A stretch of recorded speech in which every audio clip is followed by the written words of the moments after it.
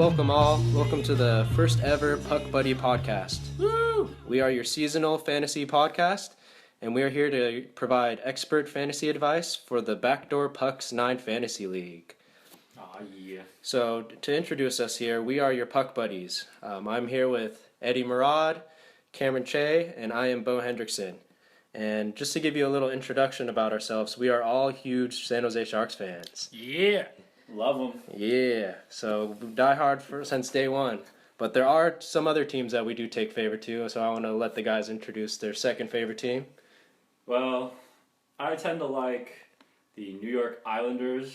A lot of it is because of their colors. I do like their orange. And their alternative jerseys are pretty sweet, the straight black and then the white lettering. But another huge reason why I like them is I love John Tavares. He is such a good center. He's such a good hockey player. He just helps all the players around him. And he's just got 91 on his back. He's repping the 91s, which is awesome too. Loving that.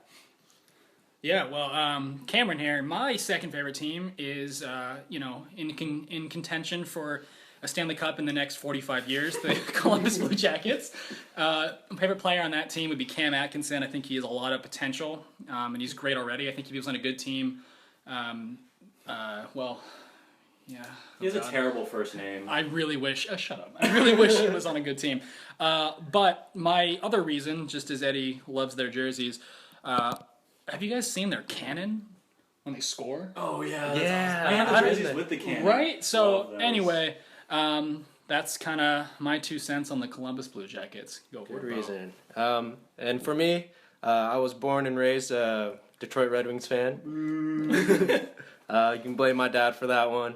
But I was there in the ages of when they had Sergei Fedorov, Yzerman, Lindstrom, all the great legends, and it was just so much fun to watch. So I got stuck watching them a lot. So now that you know our teams, who we favor, and a little bit about us from a hockey standpoint, we kind of want to let you know our goals with this podcast and what we want to do with this. And so, I mean, the first overall goal is we're trying to make the fantasy hockey season fun. It's a long, grueling season, and to make it through all 82 games, it's not easy for the average fantasy player that's playing fantasy football or some other fantasy sport. So fantasy darts, whatever you do.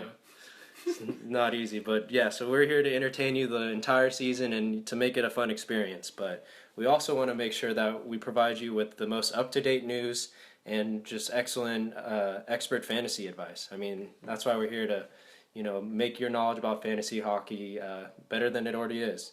We want you to love fantasy hockey as much as we love it, Yeah, exactly. And more than anything, we want this to build a community. We want this to be a great environment for all fantasy hockey players to come together, talk hockey, just have a good time. So to build a community is something we're striving for over here. So now that you know a little bit about us, what our goals are, what our plans are, let's get into this podcast and just go straight off with the news and notes. So to start off the news, I'm just going to let you all know that there were some huge contracts that were signed recently. Jonathan Gaudreau got paid, Nikita Kucherov got some more money as well, and just today, Rasmus Ristolainen got signed by the Buffalo Sabres, and most of them to long 6-year contracts except Kucherov. I think that's a huge thing with Ristolainen. Like, he's a very young defenseman coming into Buffalo, and the fact that they already signed him for such a big deal means they're really investing in him, and he's going to be a really, really good blue liner. I think it's a guy to keep an eye on for sure. Yeah, I'm excited to see how he progresses this year. Definitely, he's going to go up and up and up. So good for him. Except he's on Buffalo, so I think Buffalo's got some talent now. They'll give him a couple of years. But the thing for me that with these signings that I love the most was Jonathan Gaudreau and now Sean Monahan are signed for 6 years, and that's huge for the Calgary's Flames core. That's something they're building their team around. They're going to be the top 2 players you go against every night in, every night out. So it'll be nice to see them in the Flames color for the next 6-7 years. So some more news we got to get into. P.A. Parenteau was just waived by the Islanders. So that was huge because he was expected to play with John Tavares, but now he just got waived and was signed by the Devils. Such a shame. Could have been with Johnny T, bro. Now he's with the Halls. So, I mean, this is a Devils team that has seen such a turnaround in the past, 4 months? Yeah. I mean, Hall, now Parenteau, it's a little scary. But I have Schneider as my goalie, so it's fine. All good. And one more news we want to get into. Andre Pavelec, the goalie of the Jets the past 2 seasons, he's been waived as well. So that hands over the crease to Michael Hutchinson and Connor Hellebuck. So who takes the crease? That name. Going Hellebuck. So Buck. But who takes the crease, guys? Like, what do you think? It's going to be a battle. Connor, based on the last name alone. That's good enough reason. I say Hutchinson has a little more experience at the NHL level between the pipes, but if you read anything coming directly from the Jets, it's a direct competition heading into the season. So it's more who's going to perform in the first couple weeks, and we'll see. Well, if you're taking Hutchinson, I'm definitely taking Hellebuck. All right. During a couple starts last season that he had, he was stellar and he was really good. Unfortunately, the Jets just did not have it enough to make it, to the playoffs. So they more so were just trying to conserve themselves and just focus on the next season. But I think that it's going to be an interesting battle for sure. Yeah, it'll be interesting to see how this plays out. But that's what we have the whole fantasy season for. Oh yes. All right, Eddie, you want to take us into these injuries that have been happening? Man, these injuries, they're always coming in at the wrong time, especially for everyone. Well, first off, I hope no one took Huberdeau too high. He was definitely looking to have a great beginning of the season on a great line with Jágr and I think Barkov, right? So he was looking to have a stellar start, but he lacerated his lower legs out 3 to 4 months. This is a big hit to the Florida Panthers, unfortunately. They were definitely looking for him to have a spark and maybe get some offense going their way. They already have a great back-end core.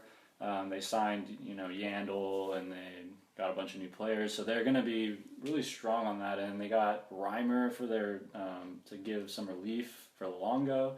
So this kind of stinks for them, but, hopefully they can hold out until he gets back. They definitely have the talent. But, you're going to be utilizing that IR spot. Definitely keep Huberdeau. Don't drop him. I would definitely put him on the IR and try to pick someone else up and just wait it out kind of thing. Also, in other news, we have Matt Murray. Most people know about Matt Murray. He has the broken hand right now. But he was incredible during the playoffs last year against the Sharks. And even, throughout the whole playoffs. So sad. As we all cry here a little bit. I definitely am shedding a couple tears. I'm glad we're not on video right now. This is terrible, but... he was definitely an interesting pick for the draft since Marc-Andre Fleury will be starting. Matt Murray won't be back till November, but I think it's going to be interesting when he does. I think he'll be taking that starting role. He'll have to earn it back, of course, but in the end, I think he will be their future, and he's definitely someone to keep an eye on for sure. They're definitely phasing Fleury out. Yeah. If you don't mind me interrupting real quick. I do. Staying on the Penguins talk, if you look at Sidney Crosby, another concussion. I want to repeat that. Another concussion. Another one. Now, he did skate this morning in their practice, but no contact. So it seems as though he will be back within the next couple weeks, I'm assuming. But the fact that this is his, 5th concussion in the past 3 years, it could be a problem. Now, personally, in our draft, I had the 3rd overall pick. I chose Sidney Crosby, knowing that he had this concussion. Reason being, it's Sidney Crosby. He can't go undrafted, especially in the first round. But this is something to keep an eye on. I think what needs to be addressed with the Crosby injury is the matchups that he's going to be facing.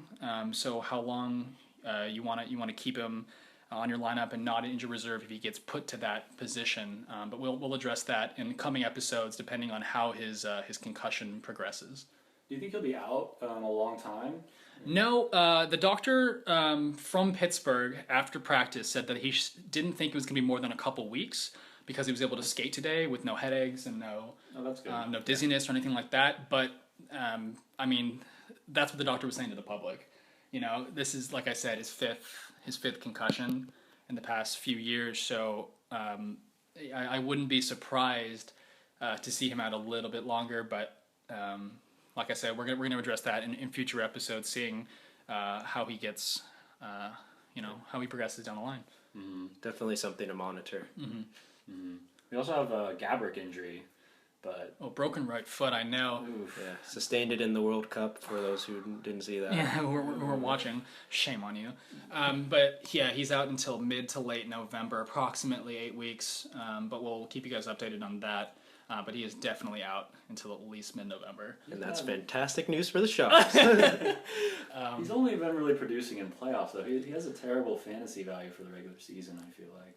He's been on that kind of decline. It's not good, but anyone that plays with Kopitar is bound to put He's up bound points. to get some points, yeah. That's very true. Which we will also talk about later on, line matchups and everything. When I move down the line to Schwartz with an elbow injury, they said he'll miss at least 4 weeks. This is important because Jaden Schwartz is an up-and-coming star. I think he had a little bit of a fizzle out towards the end of the season and into the playoffs.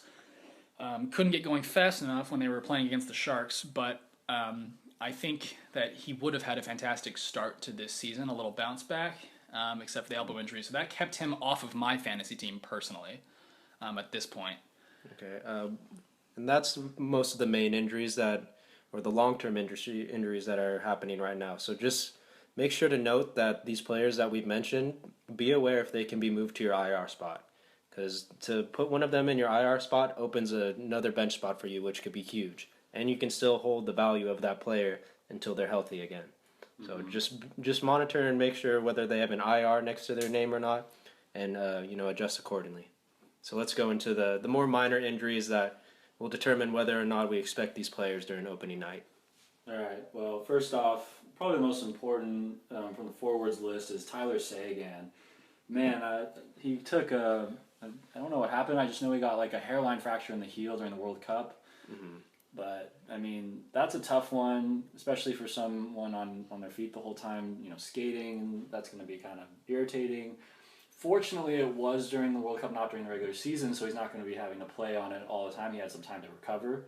So once the regular season starts and comes around, I'm thinking he's going to be fine. He's a fine start. If you drafted him high, that's totally fine. He's going to play. They're going to need him to play. And he's going to be beast this season with Jamie Benn and Patrick Sharp on that top line. I mean, they're going to need to score because they got nothing in net. So, I mean, I think Tyler Seguin will be good. That's a very minor injury. Also on the list, we got Carey Price, Max Pacioretty, and Alexander Radulov. All with the flu. They were all doing something together, exchanging fluids. Don't share your drinks, kids. Yes. Take it from us, the Puck Buddies podcast. Please don't share. Germs are disgusting. Hey, Bo, can you pass me that water? I'm just kidding. Now, on the topic of whether they're going to play opening night, the flu is heading around their locker room. I don't anticipate this keeping all three of them out, especially Carey Price. He is a much needed piece of their puzzle. I would say the biggest piece of their puzzle. What would you say? Yeah, they're probably going to prop him up right and put an IV in him, even if he is sick. They need him that bad. Well, I remember last season, when Brent Burns came down with the flu, and they gave him intravenous fluids in between periods to help him play. So it's possible to do that, and I don't think we would see Carey Price out from the first game of the season. Definitely, yeah, I agree. Another person who has a minor injury, Kyle Okposo, has a bruised knee. They play first on Thursday. I am hesitant to say that he'll play on Thursday. I think they may keep him out for one more game or for one game to see how he progresses, because he's a very important piece to their puzzle as well. So Cameron is going to just flat out say I don't think he'll play on Thursday. All right. Any other injuries we want to go through, or let's move on? I think we're going to move on. I think that's it for now. One other injury I want to mention is Justin Falk. Okay. He's a really important defenseman for the Canes this year, and he has, they said it was undisclosed, but it's definitely a lower body injury. But but you can fully expect him to play. I doubt he'll miss the beginning of the season. He might miss the first game, but they're going to need him on the back end, so you can just keep updated. We'll keep you updated. But if you drafted Justin Falk this season, I expect a great season for him. So good job on that, and hopefully he stays healthy. Yeah. Perks to being the only defenseman on Carolina Hurricanes. Okay, on to our next topic. We're gonna tell you all about our different fantasy philosophies. This is how us as fantasy hockey players, we build our teams. What position we focus on, just what we think is, the best way to win a fantasy championship. I mean, that's what we're here to do. That's what we're here to help you guys do. So, bragging rights. Yeah, definitely necessary. So we'll first start by telling you how we will build our teams. So the focus that I know I took this coming draft we had in our not keeper league, but our league of record that we will be following for most of the time. I focused on drafting a strong set of goalies. Goalies themselves, they usually take up 3 to 4 categories within fantasy hockey, and that itself, if you can guarantee yourself 3 to 4 categories a week, you're more than likely going to win the week. I mean, it's kind of what it comes down to. So I'm not afraid, using my first or second, third pick on a goalie. It will help build your team for success, and you can it will give you the foundation to build a successful fantasy team. And I know, Cam, you did something similar, so you want to kind of I took it I think one step further. I actually used my second and third round picks both for goalies. I got Jones and Schneider.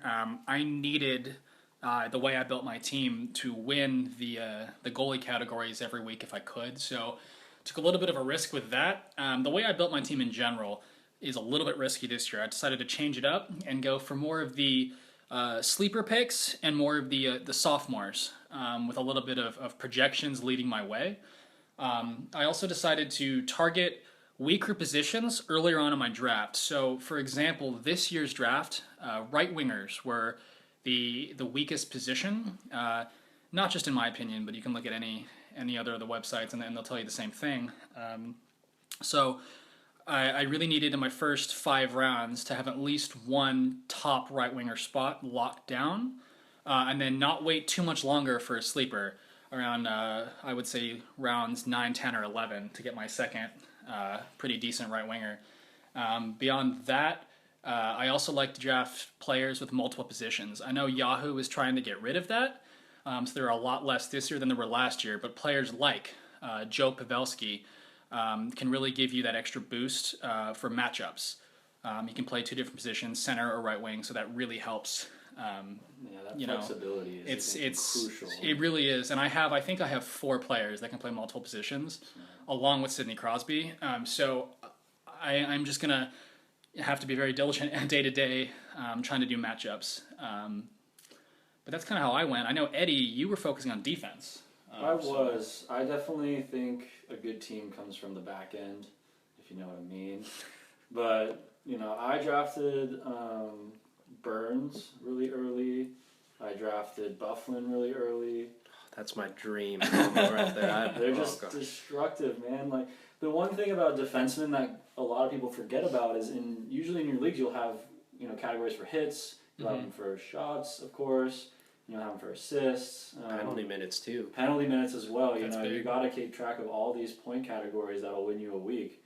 And with, on the back end, you'll see a lot of defensemen will take, get you the hits and get you the penalty minutes, usually, because they're kind of getting in the scraps. You can find some forwards that do that, but, mostly it comes from defense. I try to get my forwards to get me points, goals, and assists. Plus minus I don't really worry about. That's a wonky stat. Yeah, before we move on, I had a question for both of you guys. How do you feel about plus minus as a stat? Do you focus on that when you draft? Should our listeners be looking at that, or is that kind of the last line of defense per se? Here, I'm going to rewind the podcast for a second. It's a wonky stat. I think that answers our question. But yeah, I mean...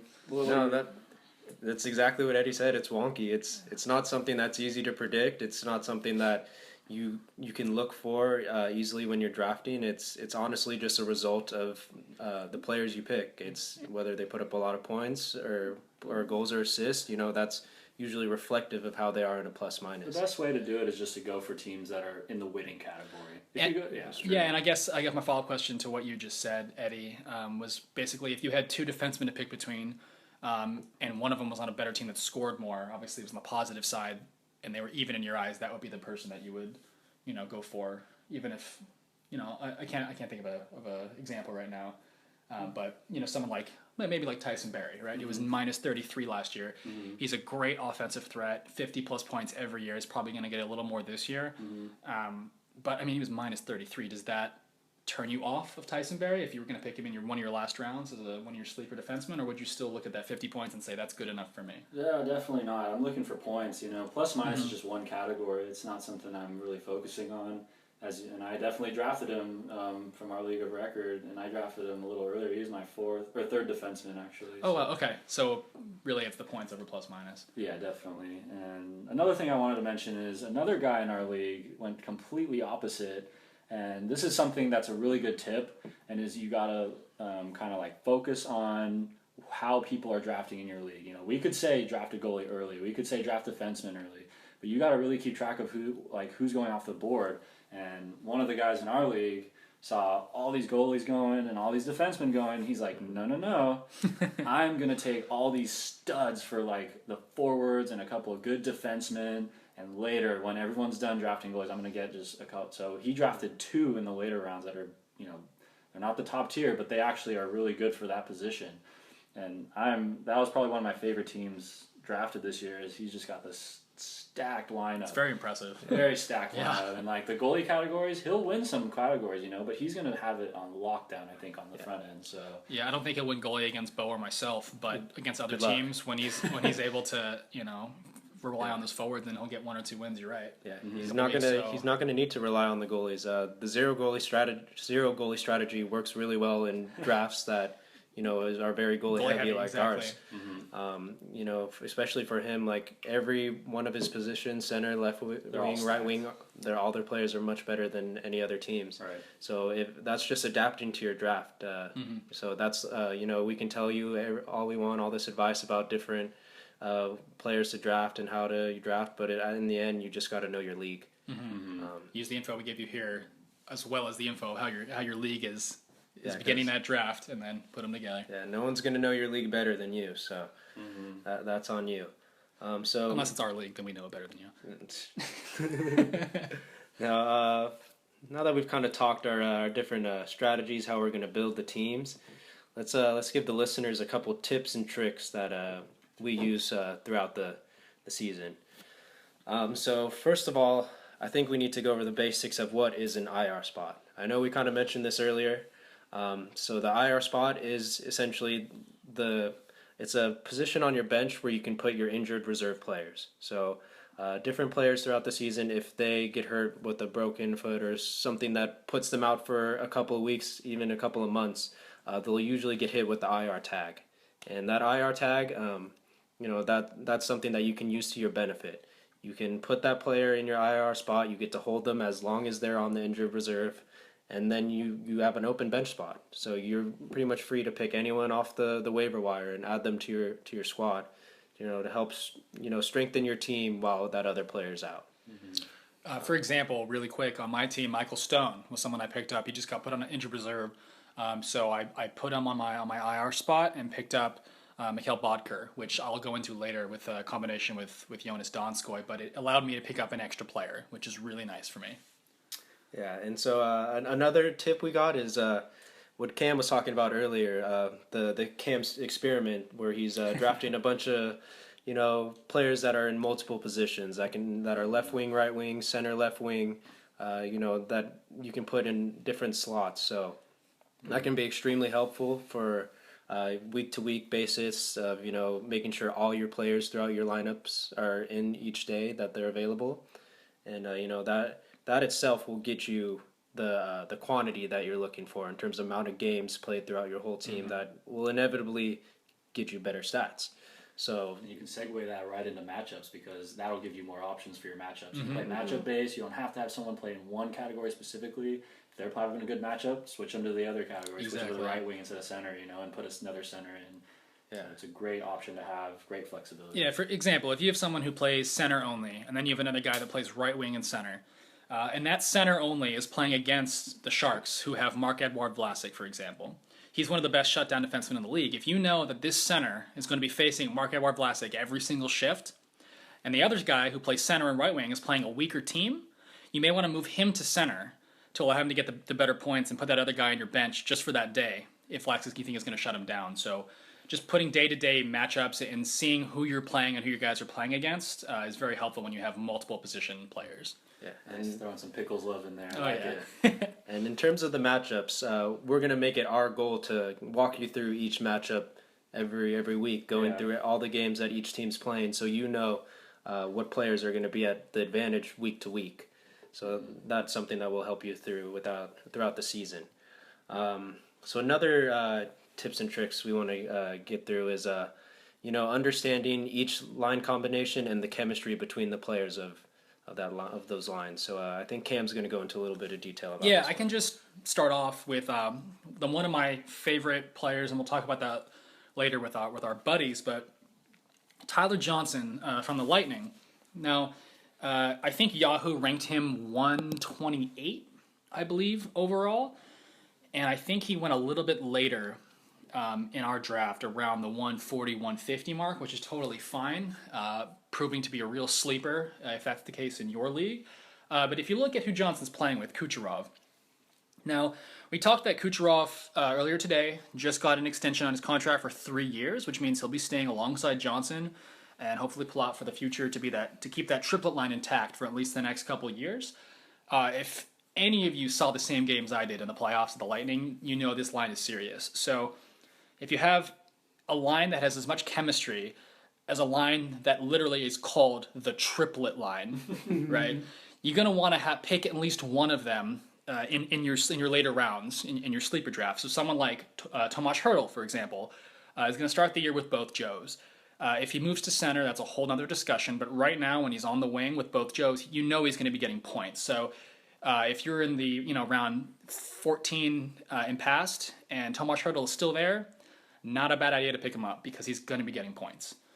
Do you want to talk about possibly Sharp or Ladd? I know that those were two guys. Those were two guys I was really high on. I'll talk about Sharp later in the My Buddies section. Andrew Ladd is going to be playing along.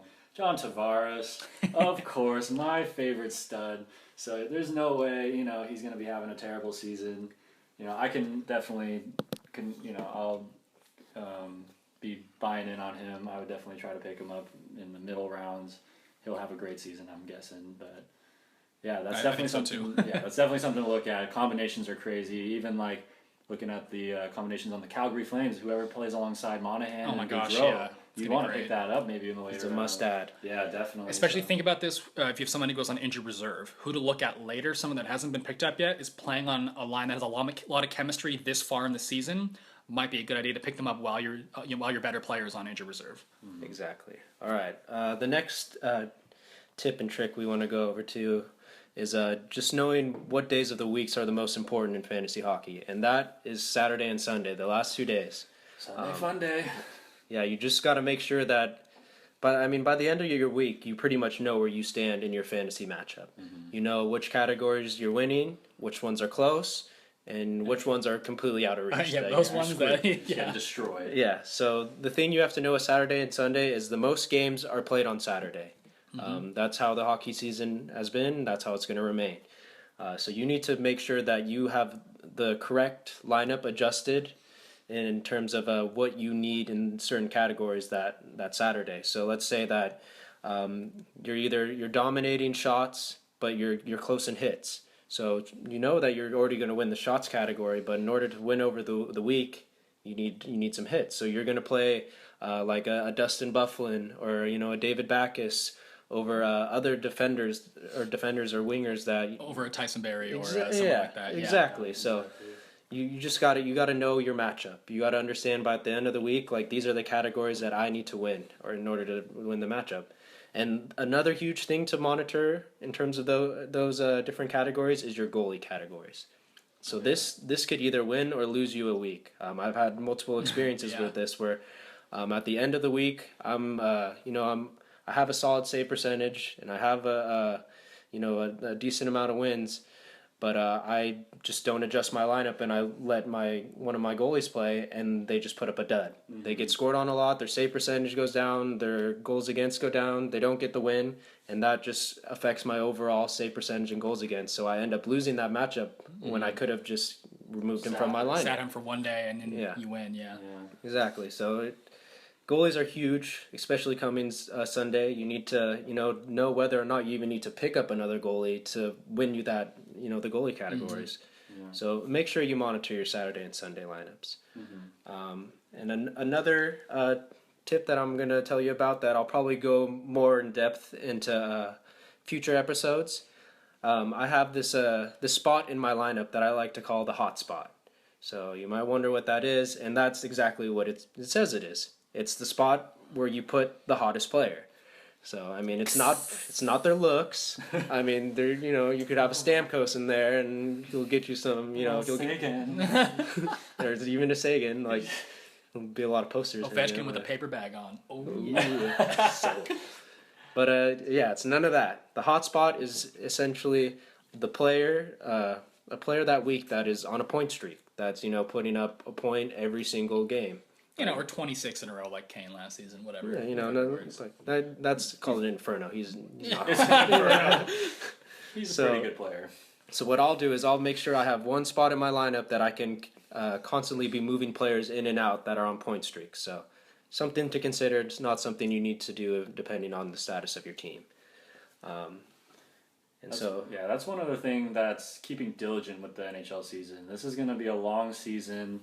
A lot of people tend to lose, track of their teams halfway through. They kind of lose steam. Forget to change their lineups, etc. They kind of just, they lose it. And that's really a shame. You got to keep on top of the news. You got to set your lineups.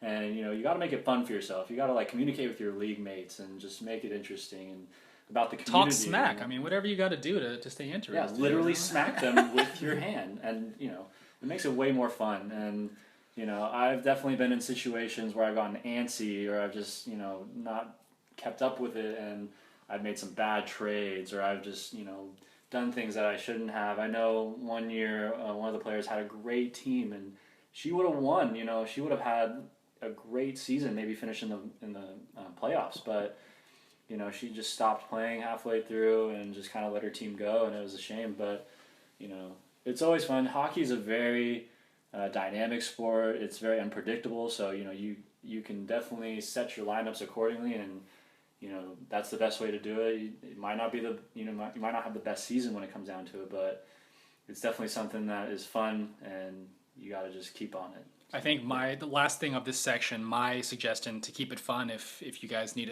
another way to keep it fun, because this should be fun, but another way to keep it fun is do something like I did.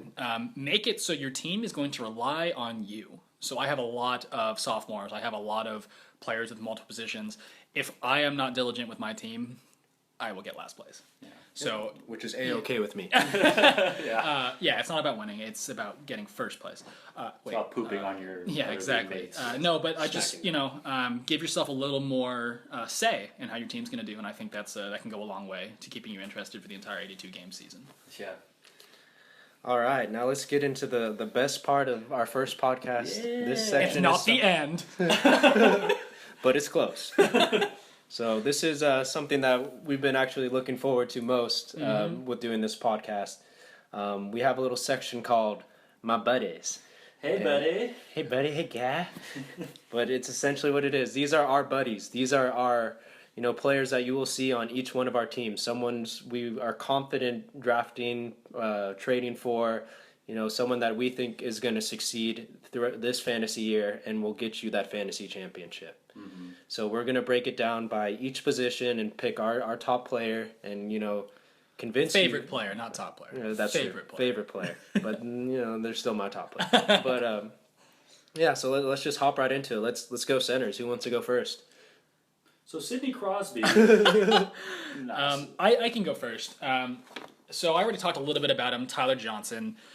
Clearly not a first, second, or third rounder, but is someone that I think could really help your team win, especially if he is overlooked, in your draft. So as a sleeper, you look at the past 3 seasons that he's played, 228 games with 67 goals, 93 assists. That's 160 points total.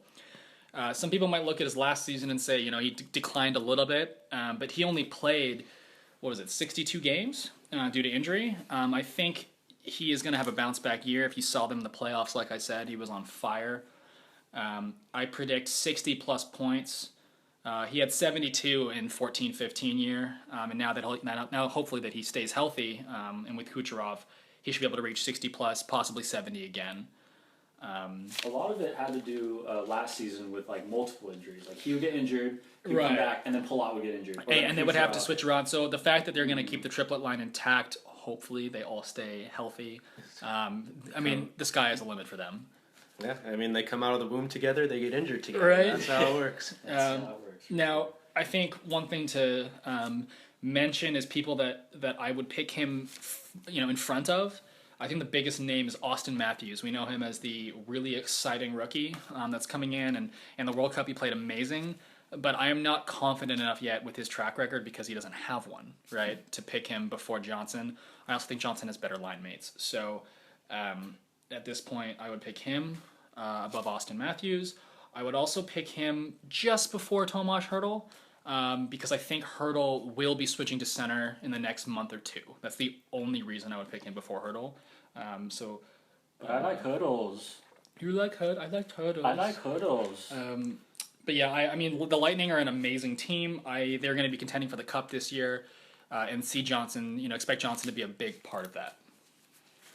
Yeah, I totally agree with you. Going later rounds too. He went pretty late in our draft. Yeah, I know. It was amazing. But so I'll go next. I have Ryan Johansson on my list, and man, this kid is super talented. He was acquired by the Preds to enhance their offense. He's 24 years old, so he's just coming into like his golden years. He's just starting to get on the rise. This is his 6th season. He's 6'3", he's a solid forward. And, the Preds have really got a great team this year. They have Pecorine on the back end. They stacked the blue line with Roman Josi, Matthias Ekholm, Ryan Ellis, and, of course, PK Subban. That's just crazy. They're going to be looking really good this year. Definitely a playoff contention team. But, if you look at Johansson just as a player, he has amazing vision. He's got great hands and is definitely capable of having a 70-point season. Supposedly he's being paired with James Neal and Philip Forsberg, and they both have 60-plus point seasons. So you can expect the floor for Johansson to be 60 points, of course. And that's nothing that's out of the ordinary. I would totally expect that. His upside is really good, too, being on this line with the two top 20 forwards. That's ridiculous. He's extremely healthy. He's only missed 2 games in the past 3 seasons. And with Forsberg and Neal, they're going in the 4th and 5th rounds. Ryan Johansson went in the 10th round in our draft. And, Ridiculous. It's ridiculous. It's because there's so many good centers. Mm-hmm. But he's one of those centers that's definitely getting looked over for like some of these other names. Like Getzlaf went in the 7th round. Taves went in the 7th round. Eichel went in the 6th round. All of these guys, I would take Johansson over all of these guys. I don't understand Getzlaf and Taves being... Yeah, Getzlaf is a name. Honestly, if you look at his point production, it's been declining. Like he's got steadily. Yeah, over the past 3 seasons. Mm-hmm. He's had 87 points, then 78, and then last season he had 63. It's just been steadily declining. So I would not trust that. I definitely think Getzlaf's on the decline. Taves is just another name, like a household name. Everyone wants to draft him. He's a great player, but fantasy value... He's kind of inconsistent. Like, the past 3 seasons, he's had point totals of 34 points, 36 points, and then last season he had a great season with 62. But you can't expect him to just keep getting those points. Right. Especially because much more than just points. He's an all-around player. He's one of the best. One of the best, but not for fantasy. Exactly. And he's gotten some new line mates. They've gotten rid of a couple players, gotten a couple players back on. Another name is Carter. He's on the top line of the Kings. He's got a great fantasy season coming, I'm guessing, but he's capped at that 60-point mark. Mm-hmm. That's Johansson's floor. I think he's going to be going better than that. Carter has to work with Toffoli and Pearson. They're going to be great, but they're also, starting to get the chemistry back and everything. And Eichel went in the 6th round. This is his second season, and he's kind of going to be hard to trust. But I can fully expect Johansson to get, let's see, maybe around like a 30-goal season, 35 assists, being on the line with Forsberg and Neal. But I would expect 65+ points from him this season. He's a great pickup, and I would definitely draft him. Yeah, he's a steal for those later round picks. If you can get him, after any of those other guys, I'm all on board with you right there. So for me, this kind of, I wasn't really sure who to pick at first for my buddies for center. Johansson was the first look that I had, but Eddie was. He's my buddy, guy. Yeah. So he ain't my buddy no more. So I've actually decided to go with someone who I've been noticing falling a little deeper in drafts. Actually, after Johansson, Sean Monahan, and he's a great player. I mean, anyone especially that plays with Gaudreau, a first rounder in most leagues, like they're gonna have a great season. It doesn't matter who you are, and it just let alone you can see the results with Monahan's past 3 years. His first year as a rookie, he was only able to break 40 points without Gaudreau. But the next 2 years, he had 60-point seasons, both back-to-back years. Like, that's huge. That's especially for a sophomore then junior, to put up those type of numbers on the teams like the Calgary Flames. Man, that's impressive. So the Gaudreau effect is definitely there. The goody Gaudreau. Yeah, I mean, for me, this is something that I've kind of this might be a long shot, but I see them as a future Sagan and Ben. Like, they're two dynamic players that just complement each other so well, and they're capable of putting up huge points. Oh yeah. And that's something that I expect from them in the next 7 years that they're signed. Mm-hmm. Yeah, So it's a long time. Yeah, I mean, Monahan in general, like he's putting up 30-goal seasons, 30 assist seasons, and just you can expect at least a floor of 60, if not even 70 points from him. And that's huge. That's what you want in a center. And to get someone like that, like so late in the draft, it's something that it's a steal in most situations. So I would definitely favor him over many other centers that you can get around the same time, like Barkov or Dylan Larkin, Scheifele. Like these are all great players that are going in through their sophomore or junior years, just like Monahan. But the key thing is they don't have Gaudreau. Yeah. Like, he's not there. He's not going to be traded. He's stuck with the Flames and stuck with Monahan. So I expect both of them to be buddies, my double puck buddies, and to have a great season. So look for Monahan on the rise this year. Totally All agree. right. We're gonna go snake style or snake draft style, and I'll go back with the left wing right now. Mm-hmm.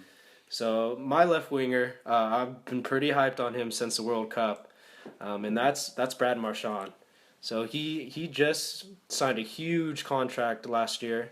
He definitely earned it. He got signed an 8-year, $49 million contract, and he deserved it. He got paid for that, and he, putting up huge numbers like he did the season before, and then going into the World Cup and still producing along with Crosby and Bergeron, that was amazing. He is playing at an elite level and is in, I guess you could say, the prime of his career right now, the late 20s. So, I mean, the thing that really sold me on him was watching him play in the World Cup. I mean, I don't know if any of you guys saw it, but the Crosby, Bergeron, and Marchand line was unstoppable. No line could stop them. They were putting up points like crazy, and it was fun to watch. Marchand actually finished with the most goals in the tournament, which, that's saying something. I mean, playing next to Crosby, anything's possible.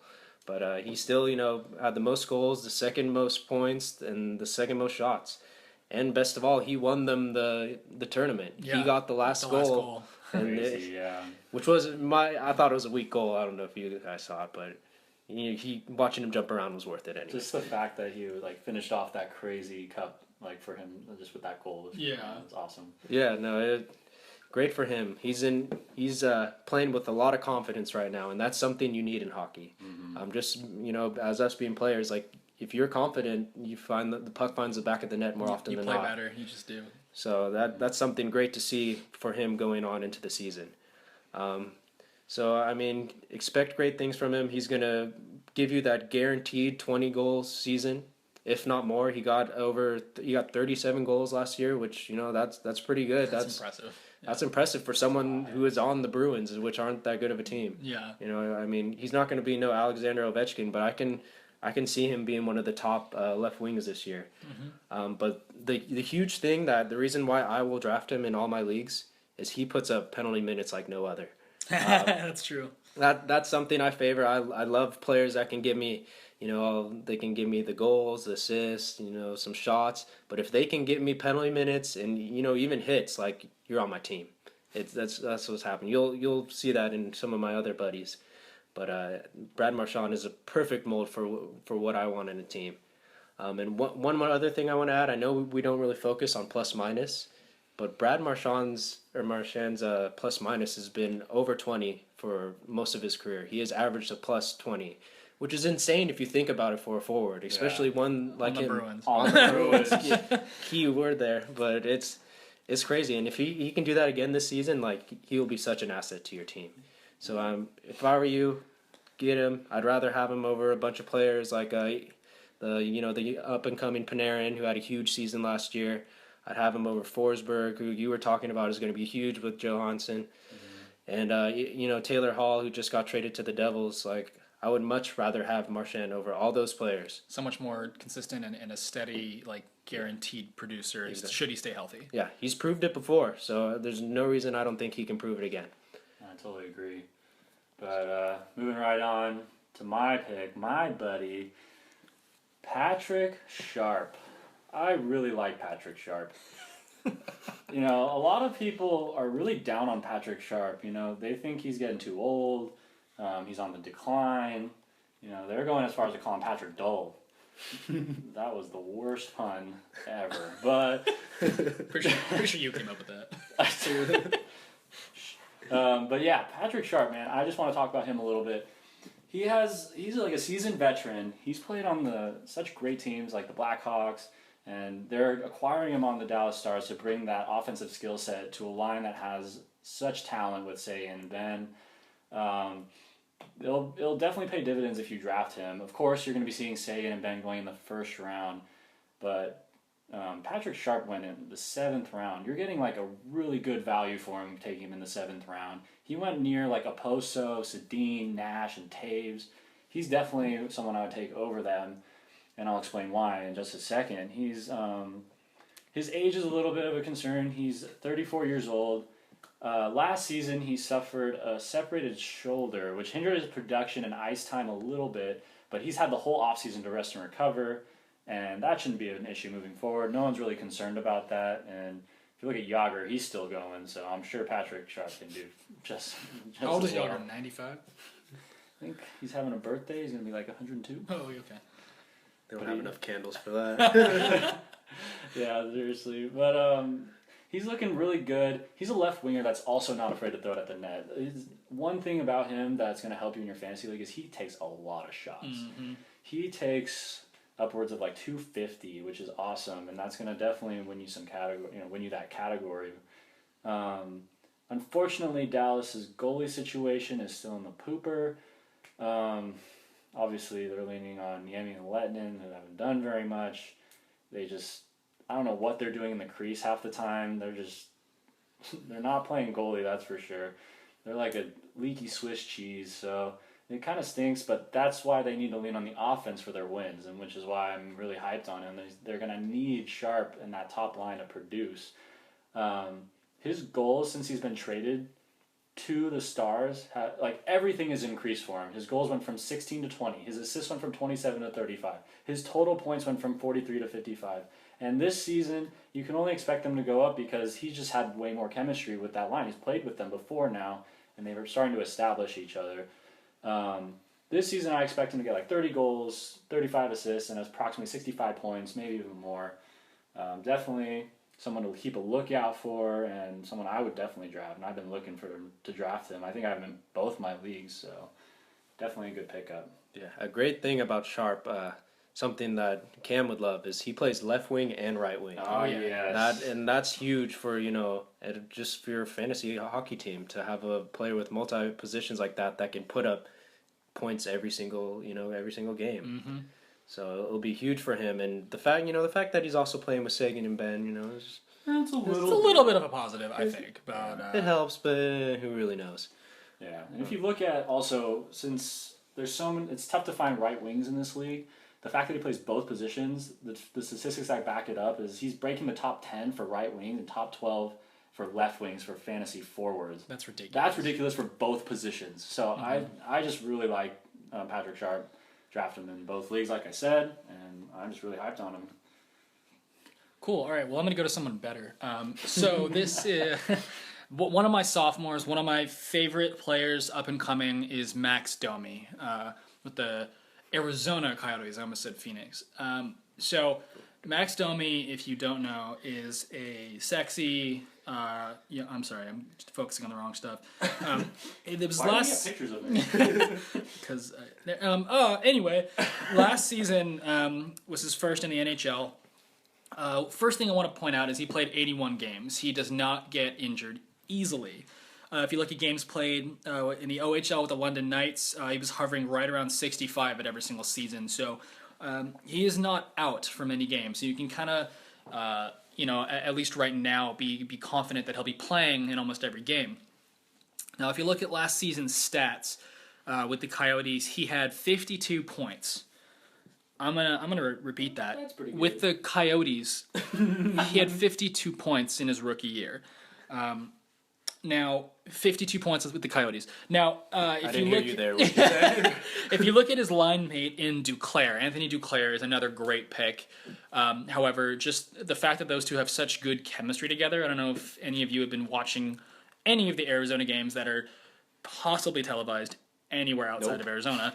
No way. But those two have amazing chemistry, and they're only going to go up, both in their sophomore campaign. So I anticipate No sophomore that he'll slump? be. I don't think so. No? If you look at his OHL numbers, right? His first year with the London Knights, he had 49 points. Let's look at the second year, 87 points.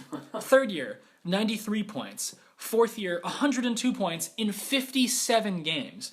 I don't think he's going down anytime soon. He's a speedy forward that has really good hands. He's a little smaller, but that allows him to get in the corners quicker. I anticipate 60-plus points.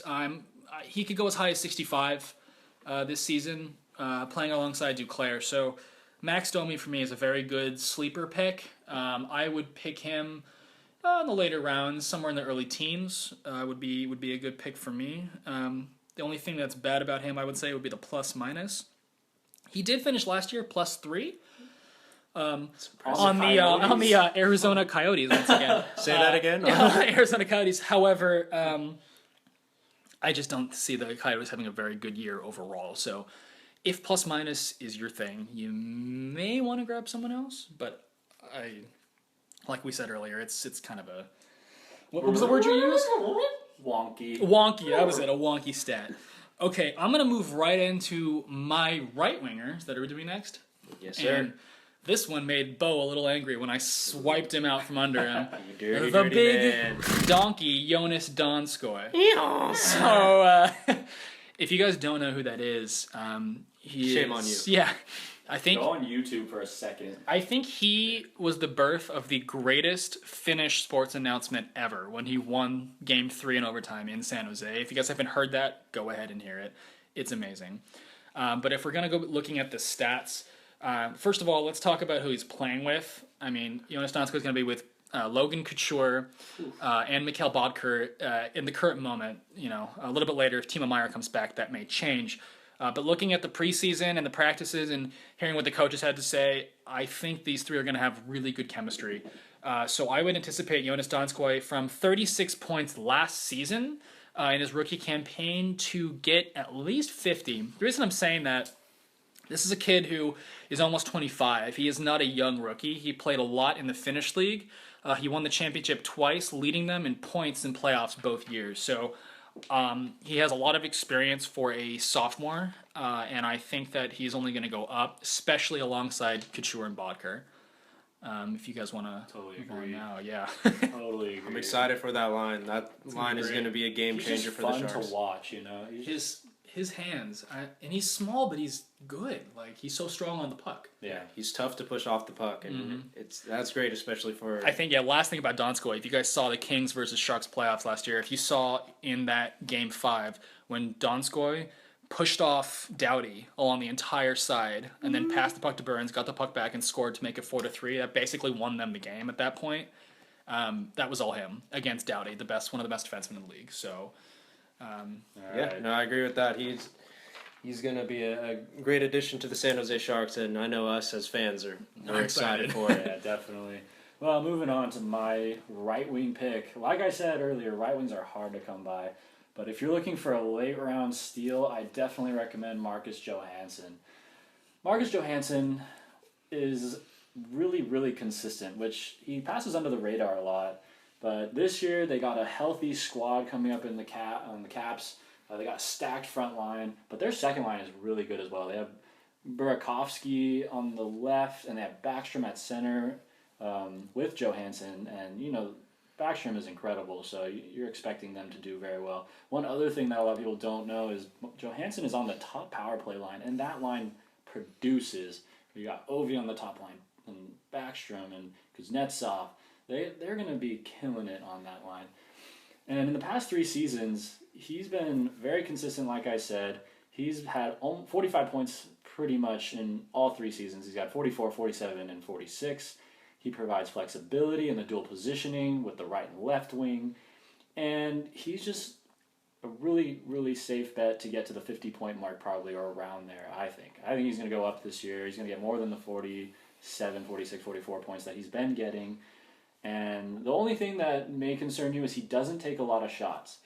Last season he only had 132, which is not that much for how much he's producing, which is fine, as long as he gets the points for you. But a lot of his value comes on the power play. The fact that he's on the power play with all these top tier players, it's going to definitely pay dividends later. And he's going in the 16th round for us. It was superb as a late value pick. I would totally take him over Hossa, who's on the decline. He only had 33 points last season. I would take him over Marlowe, and these guys all went before him. So I would take him over Marlowe. He's on the decline. He had a 70, 57, 48 points in the last 3 seasons. Patrick Lane was another guy who went before him. He's a rookie, but there's a lot of risk. He might be a good player too. And my last player is Justin Williams, went before him, and he's going to be on the third line in the Caps, same team. He recorded 52 points last season, but that was because there was a lot of injuries. They needed him to step up. He's a good later season guy. He definitely starts producing more in playoffs as well. But I think he's going to regress this season. I project Johansson to have around 50 points this season, like I said. 15 to 20 goals, 30 assists, a bunch of power play points. He's a solid pick, though. Definitely see that. Mm-hmm. Yeah, he'll be a sneaky one for sure. Sneaky. Do you want to start off our defense? I got to go through my right winger, actually. Oh, his that's favorite. Right. So this is actually the moment I've been waiting for the whole podcast. Uh-oh, here we go. I'm in love with this player. He's so fantastic. I will draft him every single year if I can. This guy, he roams the streets of Gotham at night. He's duking it out with the Joker like every night, and and the Penguin, and on the side, he's also doing what he must with Catwoman. This man, Bruce Wayne Simmons, aka the Dark Knight, he is a stud. He's the best crime fighting at night, winning hockey games during the day. He's the winger you need. And the one you deserve right now. Damn straight. Hell yeah. So yeah, Wayne Simmons, man, I'm in love with this fool ever since I started playing fantasy hockey. He will do it all. I call him the fantasy hockey Thanksgiving dinner because he will stuff your stat sheet every single week. You need goals, he'll get you goals. You need assists, he'll get you 25 assists. Power play points. He's out there with Claude Giroux. A couple of good players. Shane Gostisbehere. He'll get you power play points. Yeah. And if you need someone to get you to spend some time in the sin bin, he'll be there for at least 100 minutes every single season. He loves it there. This man, he does it all. He is my ideal fantasy hockey player.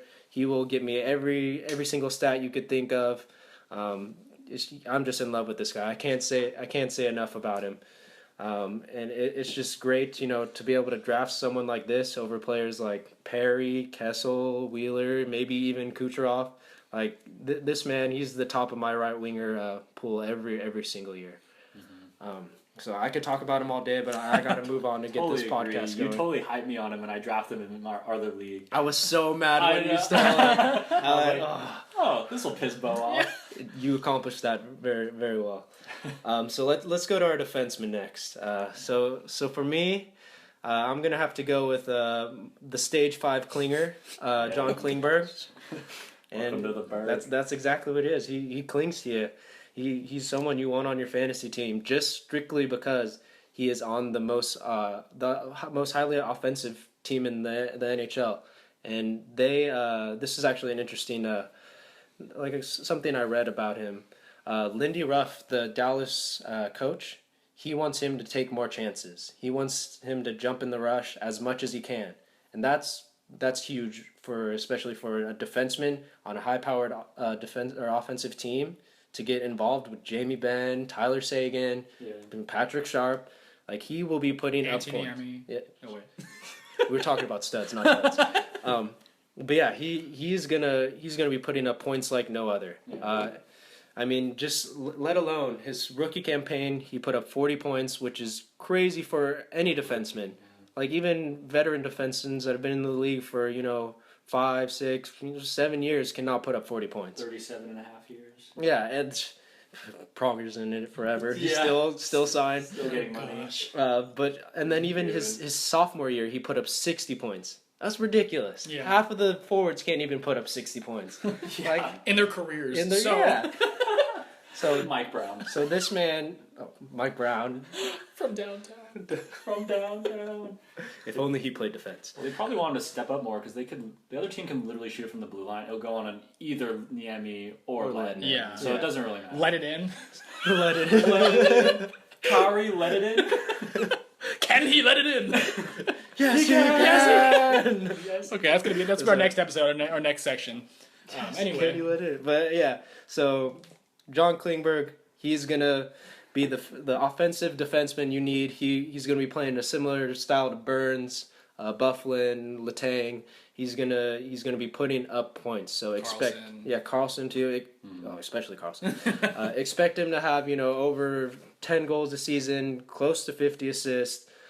He'll be putting up power play points like no other, and I would honestly be comfortable having him be my first defenseman, and that's huge. Like, taking him over players like Subban, Doughty, and even Gostisbehere is totally okay with me. Way to segue into my buddy.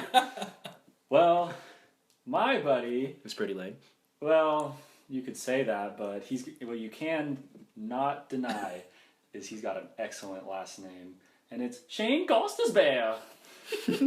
Or Gostisbehere here, depending on how you pronounce it. And what country you're from. Yes. But Shane Gostisbehere, wow, he is a talented defenseman. He is 23 years old. He's not the biggest defenseman. He's only 5'11". But he just rocked it this last season. He is on the second D line, first power play unit. He is a young stud, and he set a new NHL record for rookie defenseman, going on a 15-point streak to end his rookie campaign with 17 goals and 46 points. That is ridiculous. He had high expectations moving forward, and his position is now firmly set on a power play line with Giroux and Simmons. Your Dark Knight. So, if you're on a line with those two, you're going to be doing well. A lot of people are asking about the sophomore slump. I don't see that coming. He had a lot of spikes in offensive production, but he stays average, like above the average for a normal defenseman. So you can expect those spikes in production throughout the year, which is going to win you weeks, So he's definitely someone I'm looking to grab, and he's on my radar for sure. He should be on yours as well. I definitely drafted him in a couple of my leagues. So. Absolutely. Well, Gostisbehere, if Eddie hadn't talked about him, that would have been my pick. My only, I think, top 5 round potential pick. But I'm going to talk about someone that I mentioned earlier in Tyson Barrie. Now, Tyson Barrie, in case Berry Crunch. Tyson Barrie Crunch. Okay, so if you're looking for a new cereal, look no further because. No, so Tyson Barrie, just really quick. I already mentioned, what he can do, bring to the table 50 plus points per season. I foresee him doing that again. The only negative to him would be the plus minus being on Colorado. Last year he was minus 33. I don't think it gets much worse than that. But as far as a minus third, 34. is that a number? As far as getting your third, fourth, and potentially fifth defenseman, I would foresee him coming in third, and if you're lucky, fourth. But he is a great sleeper defenseman, and I think some people will be turned off to grabbing him because of that plus minus. So if that's not a category that you are too concerned with, like none of us are, I would pick him up. 50 plus points is very solid for a third or fourth defenseman. Yeah, I mean, he's not big. He is 5'10", about 190 pounds, but he's quick. He's going to be playing alongside, I don't know how to pronounce his last name, Nikita Zaitsev, who is a fresh young talent. I think the two of them are going to work well together. So says the team's reporter through training camp. So yeah, go Tyson Berry Crunch. Yes, I love that pick because I definitely drafted him too, but he's an awesome player for sure. Now, I guess our last position is going to be goaltenders. Eddie, why don't I let you start that? All right. Well, my goalie that I'm always really happy to draft, and a lot of people really stay away from this guy, and I think it's because they hear Luongo, and they're like, Vancouver, and then Riots! I know Ryan. Luongo, riot! Burn down the city if he does bad, and they lose the playoffs. Chase him out of Vancouver. Exactly, but it's so funny. I saw a picture of him like in Vancouver, like his stat picture, and then in Florida, and he has like a really sad face on in Vancouver, And then a really happy, and he's smiling ear to ear when he goes to Florida. Well, that's where he's from, right? That's his like hometown, his home team, and so like he got to go back home. Yeah, That's it's really awesome. nice to play in front of his family and everything. Yeah, so I mean, I'm always really stoked to draft Luongo, and here's why. He's always going later in drafts, and he always puts up a great save percentage, regardless of like how bad the Florida Panthers were. And this year they're looking solid. They made the playoffs last year. I think they're definitely going to make it this year. They got a strong front and back line. And here are some statistics just to maybe convince you. But he was top 7 with shots against, and he still was in the top 8 for wins and had a strong save percentage of .922. That rivaled other names like Holtby, who had a .922, Lundqvist, who had a .920, Fleury, who had a .921, and Quick, who had a .918. Martin Jones had a .918, and even Tuukka Rask had a .915. He's top 10 in quality starts, which is save percentage that's better than the save percentage throughout the year, and he was top 10 in those, which beat out Fleury, Rene, Elliott, and Miller. Like, wow. He's been killing it, and he does this every year. It's ridiculous. He's extremely consistent. He's posted a .920 in his last 3 seasons. He'll see a fair share of wins on this hot Florida team. He's an awesome pick. Especially because they solidify their back end with Yandel, with the experience, Ekblad with the youth and talent. They got the front line with Barkov, Huberdeau, and Trocheck, Riley Smith. They picked up they have UC Jokinen. So these are all reasons why I'm picking him up. The only thing to note with Luongo is he's 37 years old. He's definitely getting up there in age, but even so, he's still been putting up all these great numbers.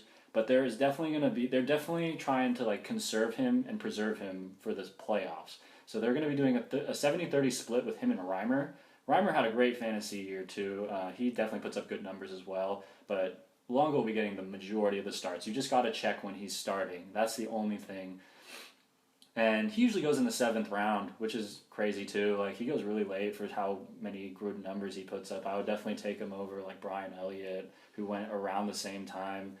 And you can definitely expect around 40 wins and a .920 save percentage again. That's not out of the realm of possibility for Luongo. So he's my stud for show. I like it. Now, really quick before we move on, for those anal fact checkers around there, I just want to point out Luongo actually is from Vancouver originally, but when he was first drafted by the Islanders, he wanted to be traded to the Panthers, and the contract talks did not work, and he was forced to go to the Vancouver Canucks. So he didn't want to be there the whole time. That's why he was so happy in his picture with the Panthers.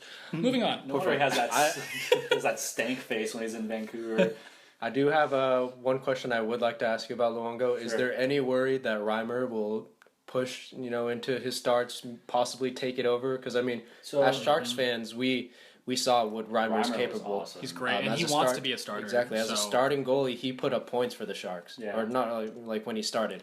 So, is there any worry that he might eventually take over that role? The thing is, the only way I see Reimer taking over the role is if Alongo puts up a dud. Like, if he poops in the crease, they're definitely going to probably switch a little bit. But Alongo's been pulling it for them for the past couple of seasons. He's the one they really rely on. Their coach has been saying, like, they're going to definitely keep him, and he's going to have the majority of the starts. And I expect him to do well. If he doesn't do well, then... yeah, that's going to be some trouble, and that's why they have Reimer there. But I totally expect him to do fine. Yeah, I don't see them switching until like the earliest next season. Yeah, they picked up Reimer because they want to be a playoff contending team, and that's what the Sharks did. They trusted Martin Jones, but they had Reimer there just in case. You never know what's going to happen. And with Luongo's age, it's definitely a safe bet, but he's been doing work, and he hasn't had any injuries. So it's been good. So I expect him to do fine. Well, let's hope he doesn't get chased back to Vancouver. Yeah. All right, so I'll go into to my buddy goalie. This guy, my buddy, but I'm gonna give you a little intro to him. So my buddy goalie is Yaroslav. Yeah, I'm struggling. Yaroslav. You got that. Yaroslav. Halak. Or Jaroslav. Jaroslav. Yeah, I think that's it. Harak. But anyways, this man, he was an absolute beast during the World Cup. I don't know if any of you've seen it, but he carried Team Europe when it was necessary. But Yeah. this wasn't how it started. If you watch the preliminaries, he got destroyed by Team North America. Like, they made him and the rest of Team Europe look like fools. Look like Americans. Yeah. Very foolish. That's awful. But he, after those two losses of 4-0 and 7-4, he completely flipped the switch and turned it around, as so did the rest of the team. He started off by shutting out Team USA, which was so awful to watch.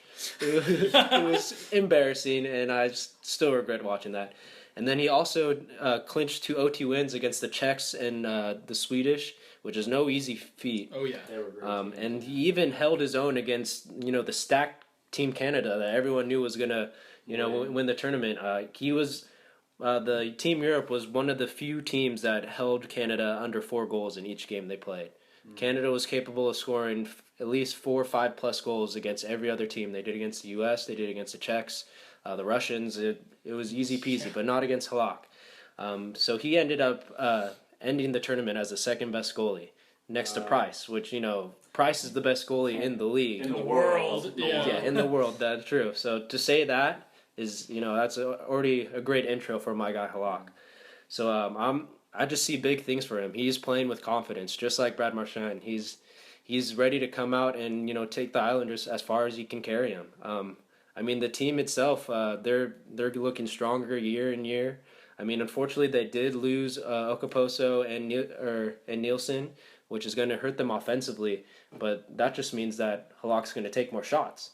And there's nothing wrong with taking more shots. That improves your save percentage, improves your goals against average, and especially something that he showed during the World Cup is the more shots he takes, the better he plays.